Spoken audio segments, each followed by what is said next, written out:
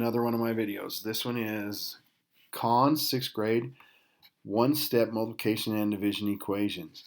If you looked at my last one for one-step addition and subtraction, we're going to approach this in much of the same way, not worrying about a process of solving these as much as just reasoning and thinking through these.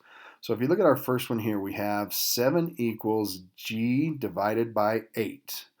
So in this case, we're looking to find what number, when we divide it by 8, equals 7. Now, if you know your multiplication facts, a lot of times you can figure these out just right away. But if you don't, we need a number that is 8 times bigger than 7. So to find that, we would just take, so our g is going to be equal to a number that is 8 times bigger than 7. Okay, so 8 times bigger than 7 would be 56. Because we're going to take that 56, split it into 8 equal groups, and that will give us 7. So we would end up with, again, you should always check these and make sure 56 divided by 8, is that a true statement? And we end up with 7 does equal 7. So our solution for this one is 56. Now notice, this one was a division problem. We ended up using multiplication to solve it. And you're going to be doing that a lot, just like with the addition and subtraction, we used opposite operations. We're going to do the same with multiplication and division. We use opposite operations because we needed a number that was 8 times larger than 7. So let's go ahead and look at our next example here. Okay, this next one, we want to solve the equation, and solve means to find the value that makes it true again. What number, so we have 6m equals 66, so what number times 6 gives us 66? And most of you can just figure this out in your head by just realizing if we just put 6 times 11, we end up with a true statement in here. Because we end up with 6 times 11, that gives us 66. So we end up with 66 equals 66. So our solution, or our value for m that makes it true, is 11. Now, if you can't tell that right away, we can use opposite operations to help us figure this out. And what we're going to do is we can take, so m will be equal to 66 divided by 6, and that would give us 11. So we can use opposite operations just like we did in the other one to help us find these solutions. So if you're struggling, think of those opposite operations. But most of these you should be able to get just by thinking of your multiplication and division facts. But if you get stuck, use the opposite operations to help you figure these out. You're going to learn a lot more about these next year when you get in 7th grade and learn steps in the process more for solving these.